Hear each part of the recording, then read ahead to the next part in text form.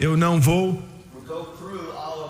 falar de toda a minha introdução que eu disse 3 semanas atrás, mas eu preciso falar algumas coisas que eu disse antes. É claro que já mencionei antigamente que esse salmo foi escrito por Asaf. Asaf escreveu 12 dos salmos. Ele era um cantor, ele era um escritor de música e ele era um diretor de coral abaixo de Davi no grande tabernáculo, na adoração que acontecia ali. Na minha mente eu vejo, tentando imaginar como era o louvor do tabernáculo. Eu quero escutar, um dia quando chegar no céu, nós vamos escutar como era aquele coral. E eu tenho uma novidade para você. Quando escutarmos esse coral do céu cantar, adorando a Jeová e o nosso Senhor e nosso Salvador, não vão haver ninguém sentado com os braços cruzados ou balançando os dedos, mas todos nós vamos ser parte desse coral. Olha, será que você sabe disso?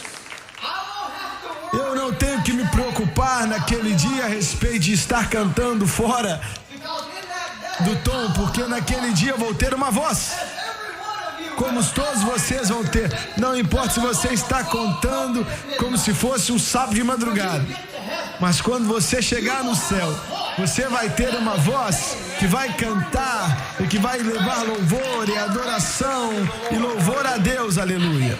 Eu mal posso esperar. Eu disse que eu mal posso esperar, aleluia, ser parte daquele coral celestial. E nem vamos precisar de microfone. Aleluia. Ele era um profeta. Sabemos disso porque Mateus o identifica como um profeta. Mateus capítulo 13, Mateus diz as palavras de Asaf em Salmo 78, 2. Ele especificamente o chama de profeta. Ele diz: o profeta disse, e ele menciona o que Asaf diz. Na verdade, todos os escritores de Salmos podem ser chamados de profeta. O livro de Salmos, e antes de terminar o meu pensamento, meu raciocínio, eu quero dizer, todos vocês assistindo e escutando, vocês aqui no santuário também, o livro de Salmos é um dos maiores livros de profecia que já foram escritos. Ainda assim, a maioria das pessoas não entendem os Salmos. Eles somente olham para os Salmos como um livro de músicas. E eles eram canções, mas eram canções proféticas. E eu quero encorajar a todos vocês de, realmente pegar os comentários do meu pai sobre Salmos, porque meu pai fala de todos os Salmos e ele traz o ponto messiânico de todo Salmo. Todo Salmo é um Salmo messiânico.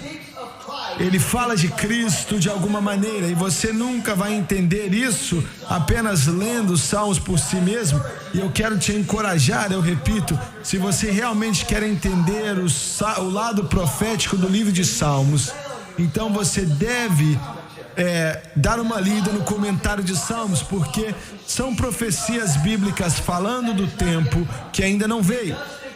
Fala a respeito de Cristo no seu advento, mas mais ainda fala daquele tempo, o tempo que ainda está por vir, quando o Senhor vai reinar. Na verdade, os 150 salmos, o último salmo do livro, é um salmo que se refere ao grande reino milenar. E o salmista diz: tudo quanto tem fôlego, louve ao Senhor, aleluia. Ele disse: louve a Ele com símbolos, louve a Ele com símbolos altissonantes, louve a Ele no tamborim, louve com dança, tudo quanto tem fôlego, louve ao Senhor.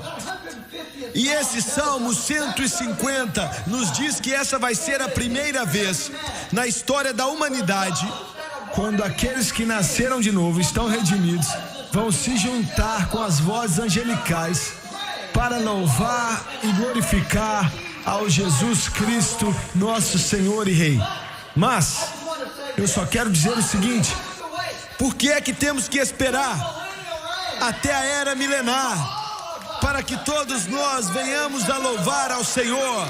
Quando você se levantar, se levante louvando a Ele. Quando você estiver no banheiro, louve a Ele. Quando estiver penteando o cabelo, louve a Ele. Quando entrar no seu carro e ir para o trabalho, louve a Ele. Quando estiver no trabalho e o chefe está sendo um chatão e parece que nada está indo com você, comece a louvar a Deus. Se for, entre aí no armário e fala: Senhor, eu só quero te louvar. Eu estou salvo, meus pecados foram lavados pelo sangue de Jesus, meu nome está escrito no livro da vida do Cordeiro, e não importa o que esse patrão me diz ou o que ele faz, eu sou um filho do rei.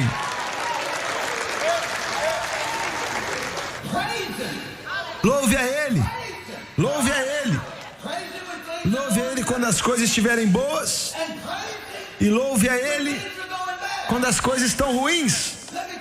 Eu tenho que te dizer, o maior louvor não é quando você está no topo da montanha, mas o maior louvor,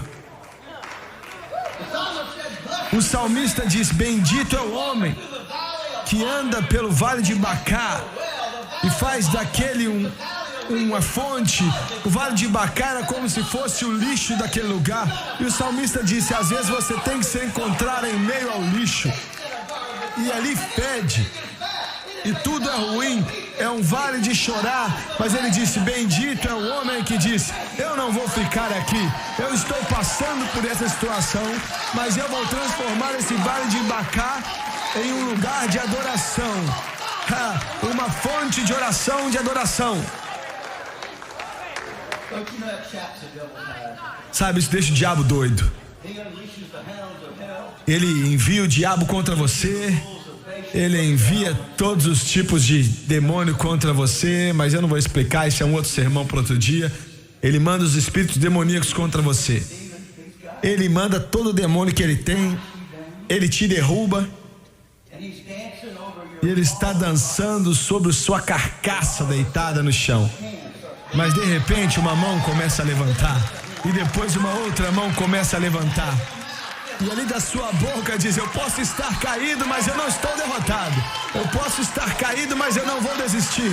Diabo, não é a respeito de quantas vezes você me derruba, mas é quantas vezes eu me levanto. E se você me derrubar 1000 vezes, eu estou me levantando 1000 vezes e uma. Louve, louve, louve, louve. Eu vou louvar ao Senhor, eu vou bendizer ao Senhor, eu vou magnificar o Senhor, eu vou glorificar o Senhor, eu vou honrar o nome dEle. Aleluia.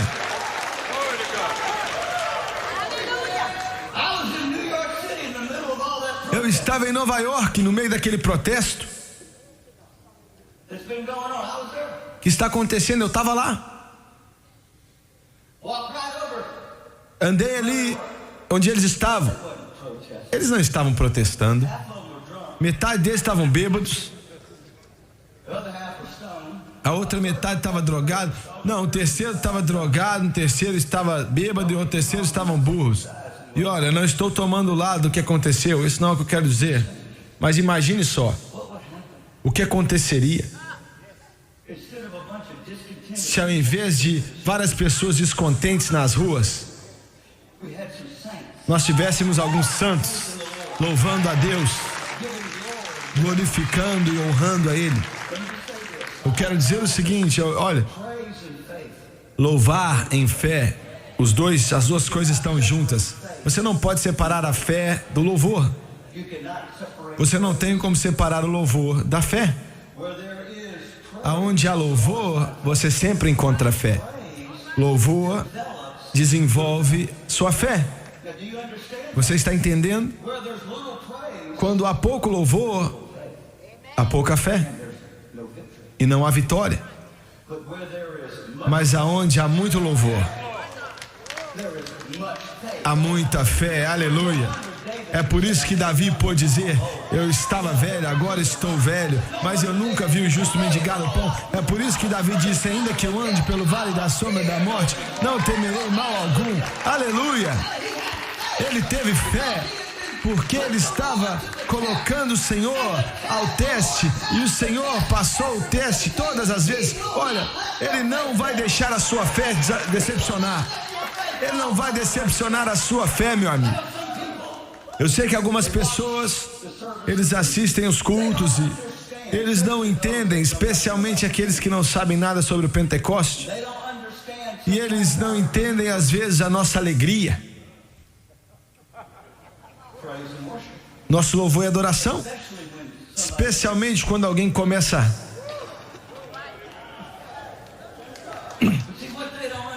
Mas o que eles não entendem é que isso é louvor. Quando você levanta seus pés, você está dizendo: Deus é maior.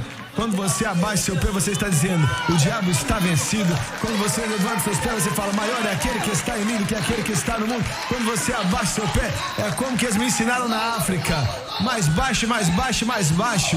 Bate, pisa no diabo. Mais alto, mais alto, mais alto. Levante Jesus mais alto. Mais baixo, mais baixo, mais baixo. Pisa em cima do diabo. Mais pro alto, mais pro alto. Eleve ao Senhor. Oh, aleluia!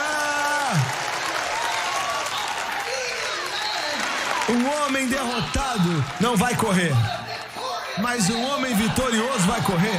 Eu sou vitorioso, eu venci. E sabe de uma coisa? Você já venceu.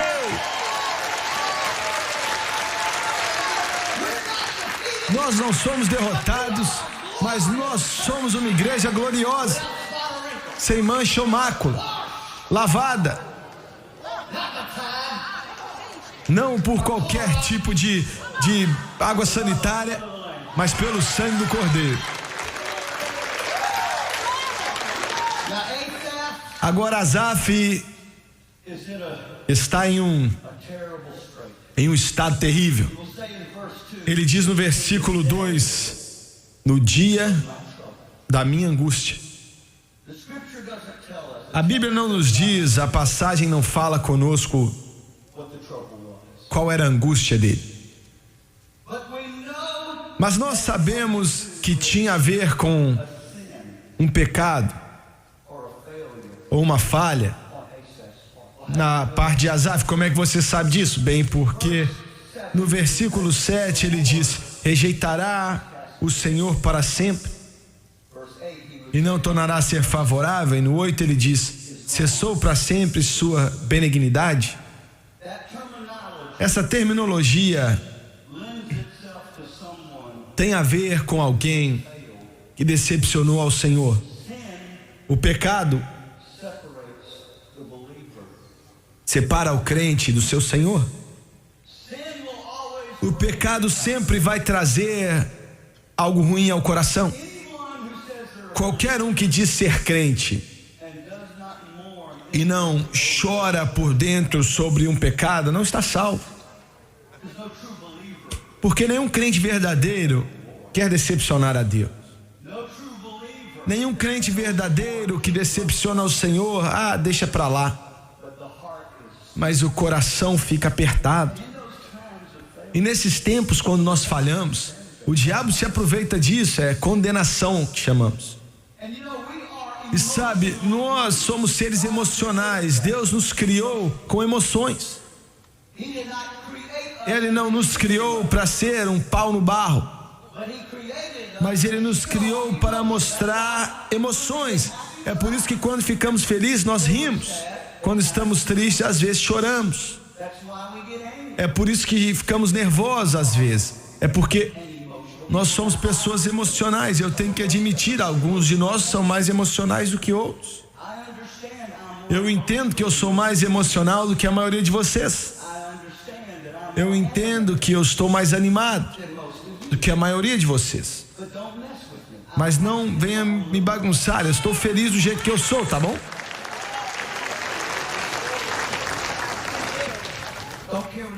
Não estou nem aí para que vocês pensam. Eu estou contente no meu mundo. Você escutou a declaração? Ele marcha, sabe, com outro batidos. Não sou eu. Eu, sabe, ando com uma sinfonia diferente. Eu tenho todo o negócio. Minha sinfonia é totalmente diferente da sua. De vez em quando eu fico meio voado. Mas isso não importa quem você é, não importa. Não importa se você é um profeta do Senhor. Você vai decepcionar a Deus. Não existe uma perfeição sem pecado. Não existe nada como vir para a igreja e você recebe um toque especial e nunca mais na sua vida você vai decepcionar a Deus. Mas existe uma verdade, que mesmo que nós venhamos a decepcionar a Deus, às vezes o verdadeiro crente não pratica um estilo de vida de pecado. Você precisa entender isso. Todos nós somos capazes e nós decepcionamos o Senhor com palavra ou ação ou pensamento. Na verdade, se a maioria de nós, se as pessoas à nossa volta pudessem ler nossos pensamentos, tá me ouvindo? Você não tem que dizer, você somente pensa. Tá me ouvindo? E alguns dos pensamentos não são bons pensamentos. Tá me ouvindo? Mas é um pecado. Quando nós pensamos naquilo que não é agradável ao Senhor, a dúvida é um pecado. Quando você com a sua mente habita na derrota, e ai de mim, e quão ruim eu sou. Olha, não importa quão ruim você é, tem alguém que está pior. Como o Dr. Eve Hills, que está com o Senhor, ele disse aqui há muitos anos atrás desse púlpito: não tem como piorar do que meu pai. E ainda que você estiver respirando, você está bem. Está me ouvindo? Mas Asaf decepcionou a Deus. E ele se encontra em uma situação ruim, estressante. E essa declaração no versículo 8, sua misericórdia se foi para sempre, ela é uma tática familiar do diabo. Veja bem, o diabo pode afetar nossas emoções. Eu não sempre sinto a presença de Deus. Na verdade, existem alguns dias quando eu sinto tudo a não ser a presença do Senhor. Satanás é um mestre em saber como tomar, especialmente quando aconteceu uma decepção da nossa parte. Ele sabe como usar aquilo, nos isolar, se você pode chamar assim, espiritualmente, e nos fazer sentir que Deus não se importa a respeito de nós mais, e nos faz pensar que nós fomos longe demais, nos faz pensar que não há mais misericórdia sobrando para nós. Mas eu quero te ajudar nessa manhã. Misericórdia é um produto da graça. Muito antes de Adão ser criado, Deus sabia que o homem ia cair. E na Trindade, em algum tempo na eternidade que se passou, Ele determinou que eles iam falar da humanidade na base da graça. A graça é a bondade de Deus que é dada para pessoas que não merecem. E quando a graça foi decidida como a avenida do relacionamento e da comunicação de Deus com o homem, Ele não teve escolha, mas nos dá misericórdia. Olha, onde a graça, a misericórdia. Aonde a misericórdia, a graça. Essa é a razão pela qual a igreja e o governo da igreja, eu estou falando de denominações, quando há uma falha, eles saem da palavra de Deus e eles tentam colocar uma punição através da lei. E aonde a lei não há graça e não há misericórdia, só existe pena e eles querem cortar a sua cabeça. Mas com Deus, a sua graça e a sua misericórdia não podem ser separadas. Aleluia. Eu estava lendo em Lamentações nessa manhã. Jeremias, o profeta chorão, com o coração partido, ele profetizou e profetizou e profetizou para um povo rebelde de dura cerviz, que se eles não se arrependessem, Deus ia remover a sua mão de proteção, ia permiti-los serem escravos, e eles não escutavam. E agora Jerusalém está destruída. Os babilônios conquistaram as pessoas e os levaram cativeiro para a Babilônia, e o profeta está olhando aquilo que um dia foi a cidade de Davi, a cidade de Deus. Está destruída. Os prédios estão caindo aos pedaços e você pode ver fumaça saindo do chão. As pessoas agora eram escravas e ele sabe que é o pecado e a rebelião deles, e no natural você pode dizer: não há esperança, não há nada de sobra a não ser cinzas. Mas de repente o profeta de Deus, eu quero ler para você o 3º capítulo, ele diz: isso eu me lembrei. Eu quero parar aqui. Ele estava dizendo: eu estou vendo como as coisas estão, mas eu me lembro como era, e eu me lembro o que o Senhor disse que ia ser. Não, você precisa entender isso. Eu me lembro o que era, e eu sei o que Deus disse que vai ser. Então eu tenho esperança. É da misericórdia de Deus que nós, é por causa da misericórdia de Deus que não somos consumidos, porque a sua compaixão. Ele estava dizendo: escuta só, se Deus realmente quisesse se vingar de nós, nenhum de nós ia sobrar para contar história. Mas ainda existe um remanescente que está vivo, que Deus protege em meio a essa destruição, porque a sua misericórdia, é por causa da sua misericórdia, ele diz, que nós não somos consumidos, as suas compaixões não falham e elas se renovam a cada manhã. Quando você se levanta, a misericórdia. No outro dia, a misericórdia. No outro dia, a misericórdia. A sua misericórdia se renova a cada manhã. E ele disse: grande é a sua fidelidade, o Senhor é minha porção, diz a minha alma, então eu vou esperar nele. E o Senhor é bom para aqueles que esperam para ele, a alma que o busca. A misericórdia é a fidelidade de Deus para o indivíduo, independente da indignidade humana e da feição humana. Significa que é o maior favor do superior ao inferior. Nós não temos nada que Deus queira ou necessita, mas por causa da sua misericórdia e a sua graça, ele nos dá um lugar à mesa. Oh, aleluia. A misericórdia expressa o aspecto do amor. Misericórdia é a compaixão e a misericórdia de Deus sobre a humanidade pobre e caída. Asaf disse: eu estou em apuros, é o dia da minha angústia. Nós não sabemos quanto tempo durou. Nós não sabemos quanto tempo o profeta passou por essa condenação, apanhando por causa da sua falha. Mas ele nos dá o remédio. Seja qual for o problema que você tem em sua vida, a palavra de Deus tem um remédio. E você não tem que ir para a farmácia, você não tem que ir para uma outra farmácia, você não tem que ir para o supermercado, glória a Deus. A última vez que eu fui ao supermercado, isso eu acho que já tem 5 anos atrás, eu disse: eu nunca mais volto aqui. Eles têm 9 bilhões de pessoas comprando ali.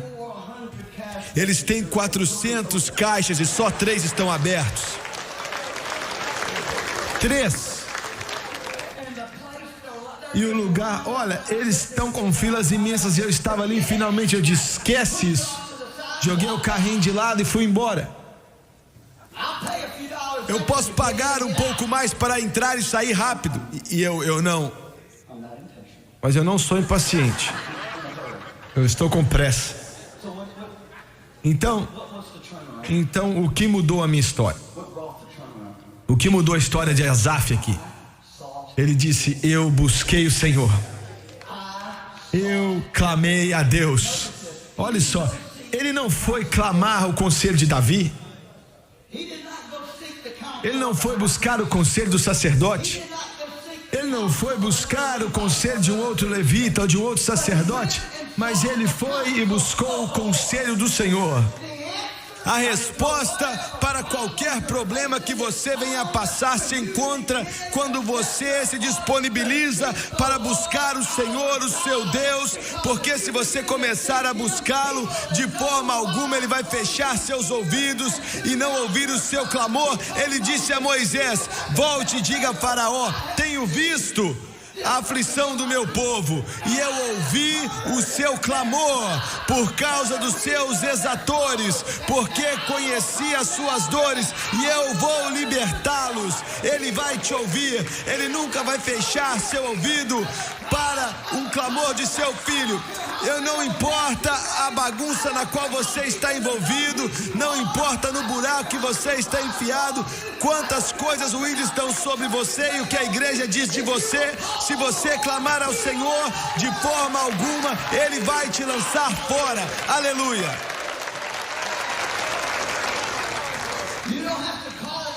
Você não tem que ligar para o Papa, você não tem que ligar para o centro familiar de adoração. Como o salmista disse, eu posso ligar para Jesus o tempo inteiro, como a música diz. E Ele está sempre pronto para me atender. Ele nunca vai dizer, não, espera aí que você tem que esperar um pouco. Ele nunca vai dizer, você não tem que ligar para o Senhor, você não vai escutar uma mensagem dizendo, coloque aí, aperte 1 ou tecla 2 para não sei o que lá. Se você está ligando no que diz respeito de cura, aperte número 2. Se você precisa de ser liberto, aperte número 3. Se você precisa de bênçãos, aperte o número 4. E depois de um período de tempo, alguém vai atender e vai falar com você, olha, você é o número 800 na linha para ser atendido. E nós damos valor a todas as ligações, então não desligue.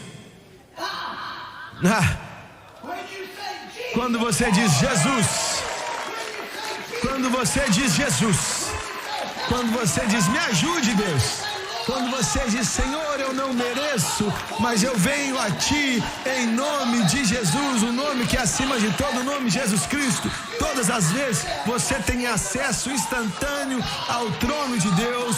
E na hora de necessidade, nunca houve uma pessoa que clamou a Deus se arrependendo de verdade, suplicando a Ele a uma necessidade, que a porta não fosse escancarada para eles. Olha, você tem que entender isso, você precisa entender. Eu disse que não houve ninguém, não importa se você é o maior bêbado de Baton Rouge, não importa se você é o maior drogado no estado de Louisiana, não importa se você decepcionou a Deus tantas vezes que você nem pode mais contar, mas se no próximo dia você disser, Senhor, me ajude, Senhor, me ajude, Senhor, me ajude, Senhor, me ajude, Senhor, me ajude. Olha, escute, não é, oh, me ajude, Pai, glorioso, maravilhoso, majestoso, o Senhor que se senta nos céus e que criou as estrelas e que deu a cada um delas o nome delas. É para vós e somente a vós é que eu te busco. Olha, se você quiser orar assim, pode orar, mas o Senhor diz, chega ao ponto, o que é que você quer? Eu posso dizer nesse momento, melhor oração do mundo. Você quer? Pode falar. Olha, então comece a anotar, porque você vai precisar anotar. Essa é a oração que Deus vai sempre ouvir. Ajuda! Ajuda! Ajuda! Olha, você pensa, eu não estou brincando não, essa palavra só diz muita coisa. Você pode dizer, eu não posso fazer sozinho, eu não consigo fazer de mim mesmo, eu preciso da ajuda daquele que anda nas águas, eu preciso da ajuda daquele que diz, paz estejam sobre vós, eu preciso da ajuda daquele que diz para o cego Bartimeu, receba a sua vista, eu preciso da ajuda que diz, Lázaro, sai pra fora.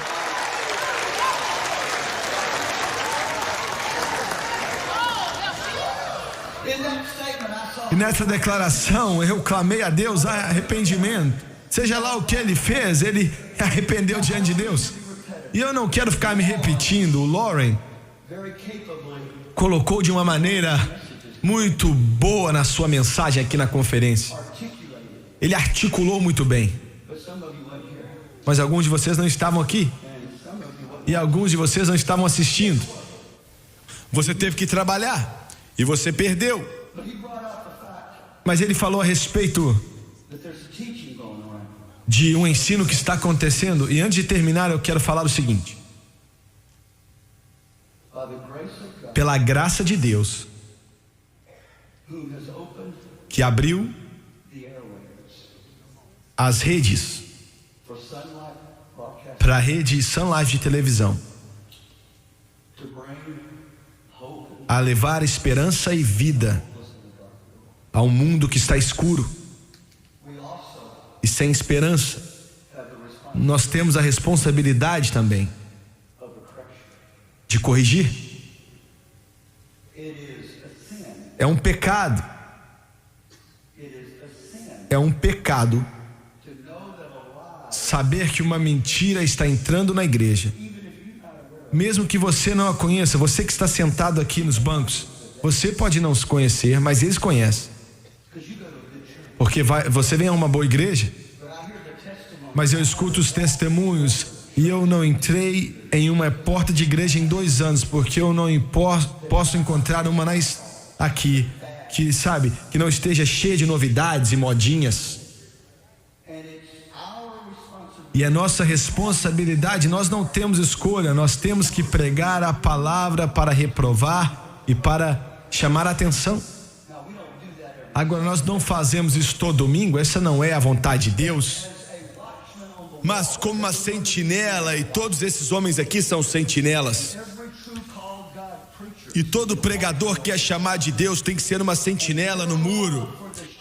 E o amor deles pelas ovelhas, para alertá-las, tem que ser maior do que o louvor ou a condenação que vem através deles. Em outras palavras, eu vou dizer a verdade, se você gosta ou não.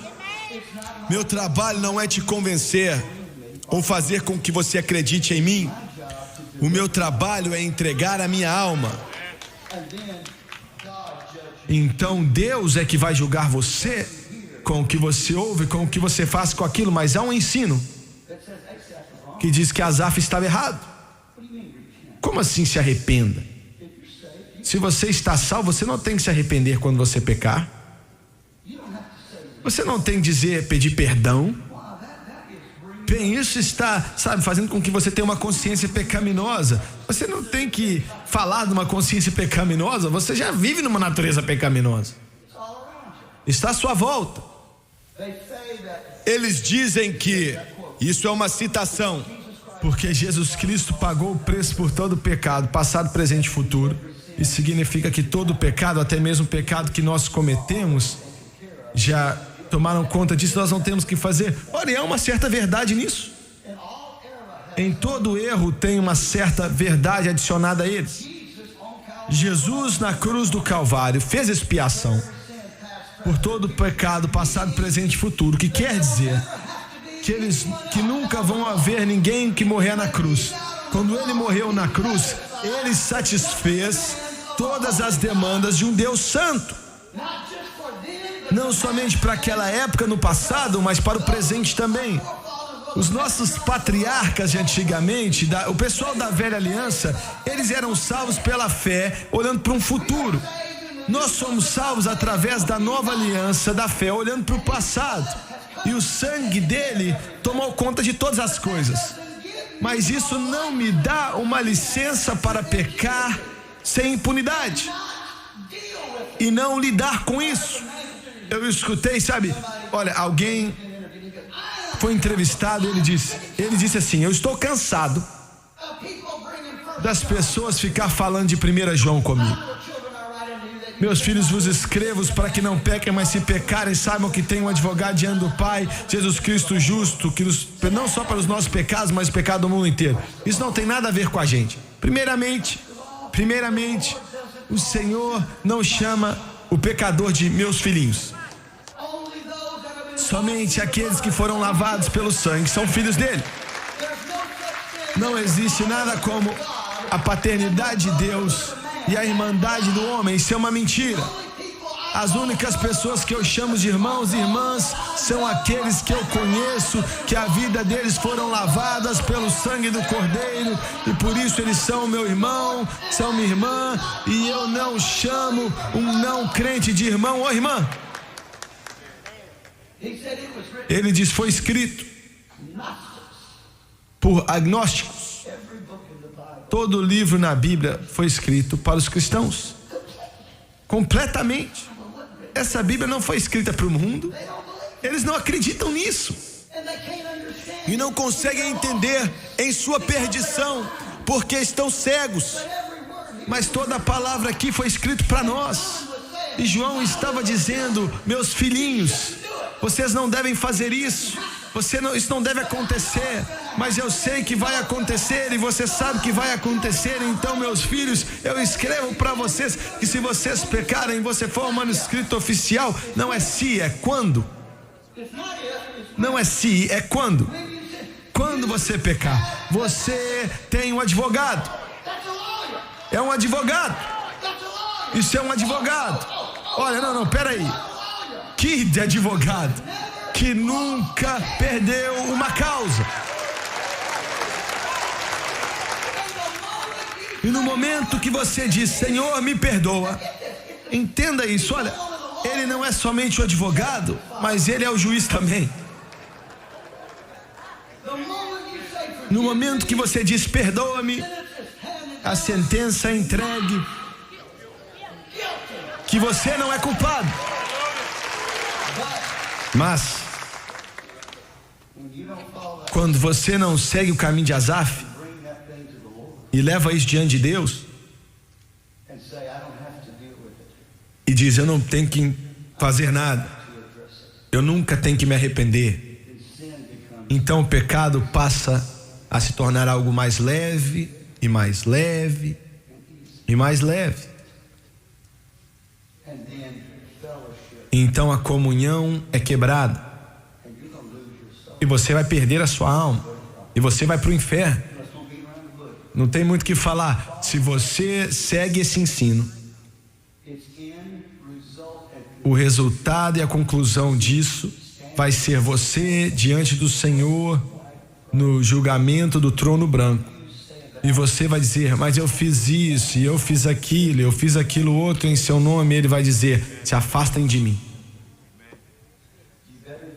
É melhor você lidar com o problema pecaminoso imediatamente. Bem, olha, você vai ficar o dia inteiro falando: Deus me perdoe. Se você tiver que fazer isso, sim, com certeza. E se você fizer isso, depois de um tempo você descobre que você não pede tanto perdão assim. Teologicamente eu quero te dizer: o crente tem que viver a sua vida num estado constante de arrependimento. É assim que temos que viver a nossa vida, num estado constante de arrependimento. Ele disse: busquei ao Senhor. Você não busca a ajuda dos homens. A igreja, ele quer te mandar para o psicólogo. Eles querem você ter um problema no seu casamento. Eles te dizem: vá ver o conselheiro de casamento que já foi divorciado 2 vezes, está com outra pessoa agora, e por $225 por hora eles vão te dizer como manter seu casamento. Eu acho que não, viu? Sinceramente, eu acho que não. Porque todos sabem que é um problema no casamento. A culpa é do homem. A culpa é nossa. 99% das vezes a culpa é nossa. Esse vestido tá bonito em mim. Será que eu tô gordinha nessa roupa? Quem sou eu? Eu esqueci onde eu estou. Eu não sei quem é você. Eu tive amnésia. Eu tenho que responder? Não vou nem. Eu vou deixar isso quieto. Ele disse: busquei ao Senhor. E então ele diz: eu vou me lembrar. Eu só disse isso para chegar aqui. Eu me lembrarei. Lembrarei do quê? Lembrarei de quem você é do Senhor. Se lembre de quem Deus é e do que Ele fez por você. Aleluia. Se lembre que você é um pecador a caminho do inferno. Você estava nas trevas, mas você não encontrou Jesus. Jesus veio até onde você estava, no seu cativeiro, e te encontrou e te tirou daquele poço, daquele lama, te colocou em uma rocha sólida, colocou seu livro no sangue do Cordeiro e disse: você agora é meu filho, você agora é minha filha, você agora é meu amigo. Aleluia! Eu me lembrarei, eu estava perdido, mas agora eu me encontrei. Eu estava cego, mas agora eu posso ver. Ele disse: eu vou me lembrar. Ele falou: não lembre das coisas boas que Deus fez por você. Quando você deixa de ir até o Senhor, você só se lembra das coisas ruins que aconteceram com você. Mas quando você começa a tomar posse da presença de Deus, eu vou me lembrar das boas coisas. Ele disse: eu me lembrarei das obras do Senhor. Como assim? O que isso quer dizer? Aqui, ó, essas são as obras de Deus aqui. Eu vou me lembrar tudo isso que o Senhor fez. Mas como é que eu posso me lembrar de tudo isso? Bem, se você ler o livro,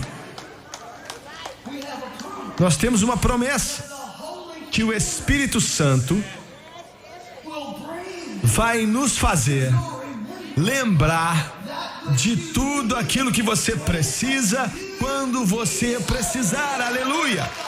Mas o Espírito Santo não pode te fazer lembrar aquilo que você não leu. É maravilhoso. Olha, eu tenho a melhor notícia do mundo. É impressionante o que você pode aprender se você simplesmente ler o livro. Você vai aprender que Ele não quer que você fique sem nenhuma bênção. Aleluia!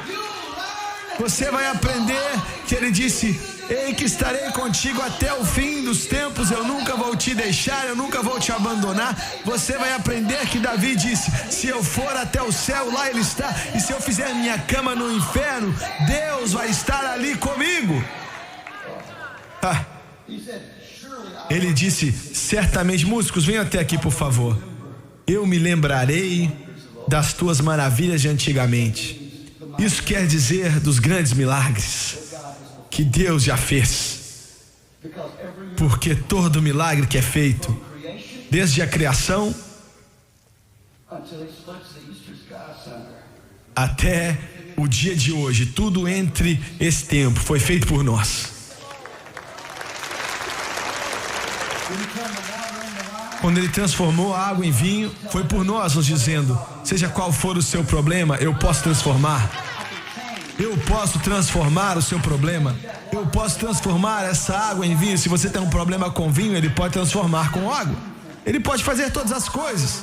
Eu vou me lembrar, Ele abriu o mar vermelho, então Ele pode dar um jeito para mim. Aleluia. Eu posso me lembrar, eu tenho uma parede diante de mim. E SBN, nós temos uma parede querendo impedir o nosso progresso, mas eu quero me lembrar dos tempos, das épocas de Israel e o milagre que Ele fez quando eles estavam diante de Jericó, e Ele disse: comece a marchar em volta dessa muralha, e no 7º dia, essa muralha, quando vocês começarem a tocar as trombetas, olha, e sem nenhum corpo levantar a mão e tocar a muralha, Deus detonou aquela muralha. Eu me lembrarei, eu me lembrarei, eu me lembrarei as suas maravilhas de antigamente. Todo milagre é uma maravilha para se ver. Eu posso tomar 5 pães e 2 peixes e dar de comer a milhares de pessoas. É uma boa mensagem a respeito de dar. Alguns de vocês não dão como vocês deveriam ao Senhor. Você está se segurando aos 5 pães e 2 peixinhos. Você está apertando. Mas se você deixar entregar na mão dele, abençoar, Ele vai repartir e Ele vai dar. Então Ele vai devolver para você 12 cestos. Não. Ele disse: eu irei meditar também na sua obra. Isso significa meditar. Peraí, como assim? Isso não é fazer isso aqui, ó.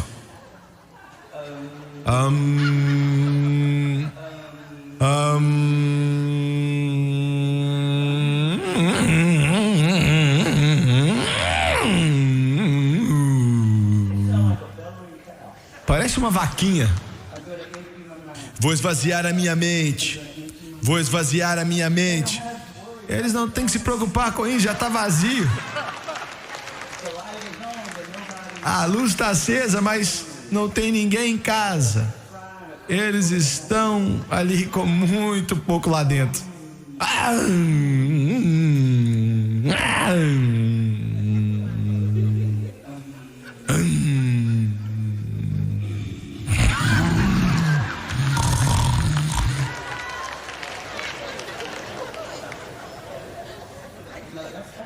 Não é isso que eu quero dizer. O que quer dizer, olha, não, eu já disse 1000 vezes aqui, mas ele te diz, olha, eu tenho que dizer aqui rapidinho, meditar. Todo ano os ricos, vários ricos políticos, líderes do mundo, sabe, todo tipo de indústria, eles vão ali pro norte da Califórnia para um final de semana. E é o pessoal, sabe o que acredita nesse negócio de nova era? É um lixo. Então, uma noite, isso são homens que estão em posições de governo na nossa sociedade. E são capitões na área financeira. Talvez essa seja a razão de não estarmos indo muito bem. E eles falam assim: você precisa reconectar com a natureza. Você precisa reconectar com a natureza. Então nós vamos entrar nas árvores quando o sol se pôr. E nós vamos tirar as nossas roupas. Estou falando sério. E nós vamos ficar peladão. E nós vamos começar a pular como se fossem sapos. Oh, natureza, eu te amo. Ai, essa árvore. Oh, eu amo essa árvore. Oh, essa plantinha, eu amo. Eles não sabem que eles estavam em meio de uma árvore que coça.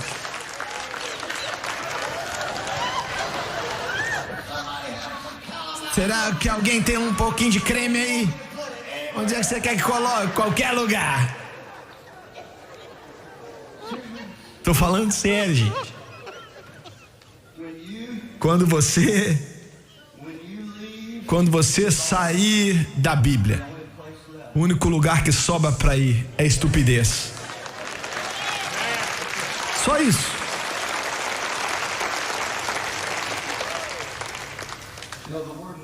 A palavra meditar significa pensar, que a sua mente seja cheia dos milagres do Senhor. Não venha me dizer que Deus não cura, porque eu me lembro quando eu tinha dores de cabeça, nasci com isso, crescia com isso, e o Senhor disse: você nunca vai poder se livrar disso, vai te afligir até você morrer. E eu vivia todos os dias, e Deus está me ouvindo, eu vivo todos os dias da minha vida, até eu tinha 30 e poucos anos de idade, com dores de cabeça, tomava uma injeção uma vez por semana e pílulas todos os dias. Mas eu me lembro, uma segunda de manhã, às 6h15 da manhã, eu posso te levar ao lugar onde aconteceu, ali no centro de Johannesburg, na África do Sul. Eu estava correndo, isso era antes dos iPods, quando você tinha que usar aqueles headphones grandão e aquele toca-fitas enormes, sabe, você tinha que correr, tinha que ser o Arnold Schwarzenegger para carregar aquele negócio.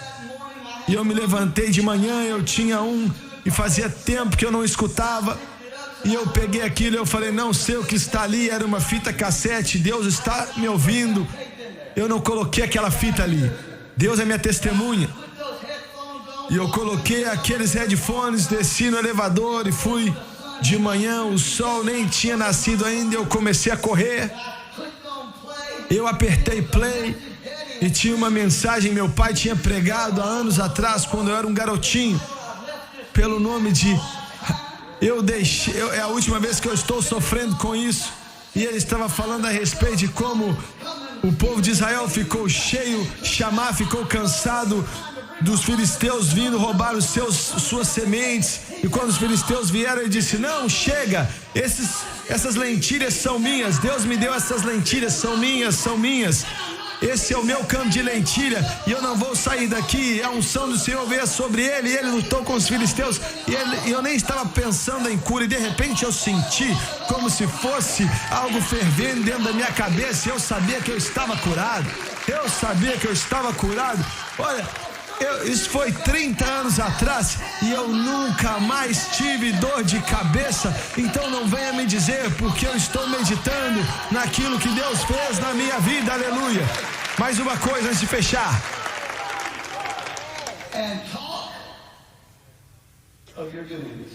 E falarei dos teus feitos.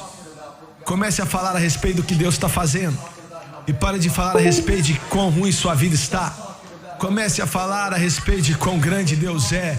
Pare de ficar reclamando disso e daquilo outro. Olha, todos nós temos injustiças que acontecem conosco. Pare de reclamar a respeito dos seus sapatos quando alguém não tem nem sapatos. Pare de reclamar porque o seu carro, quando pessoas não têm carro. Pare de reclamar a respeito, sabe, do que você tem na vida quando Deus te permitiu nascer no maior país do mundo, com liberdades que não se pode medir, que nenhum outro país no mundo já teve. Você podia ter nascido num deserto ali, no meio do nada, mas ao invés disso você nasceu em uma nação de oportunidades. Eu vou falar a respeito das suas obras. E eu quero terminar dizendo o seguinte: quanto mais você fala de Jesus, menos você fala de si mesmo. E quanto mais cheio de Jesus você é, o menos cheio de você vai ser. Amém, amém. Jesus passa a ser maior e maior e maior. Então você passa a entender o problema, passa a ficar menor, menor e menor. Porque estamos falando a respeito do que Ele fez. Se coloque de pé, por favor. Aleluia. Isso é o que eu quero fazer. Eu sei que uma congregação desse tamanho existem necessidades. Eu não sou tolo, eu sei disso. Todos nós. Existe algo que precisamos. Todos nós. Há um desejo, um sonho. Mas ao invés de focalizar nisso, por que não hoje, nesse momento, nós não nos focalizamos no que precisamos, mas no que Ele fez?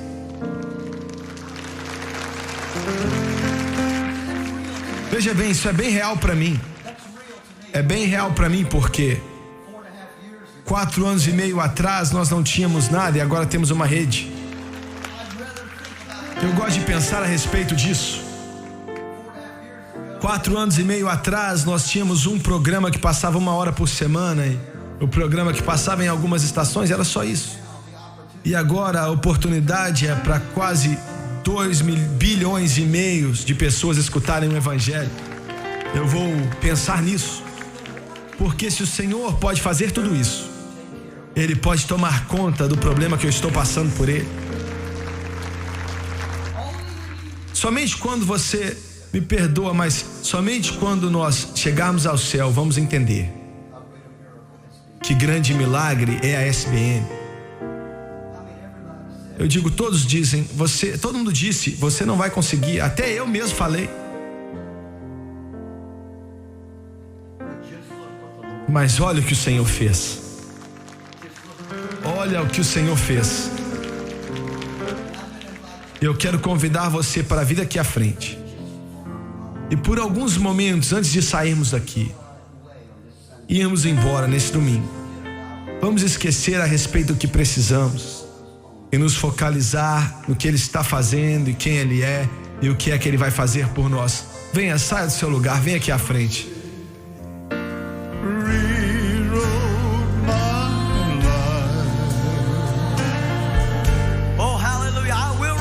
aleluia, eu me lembrarei.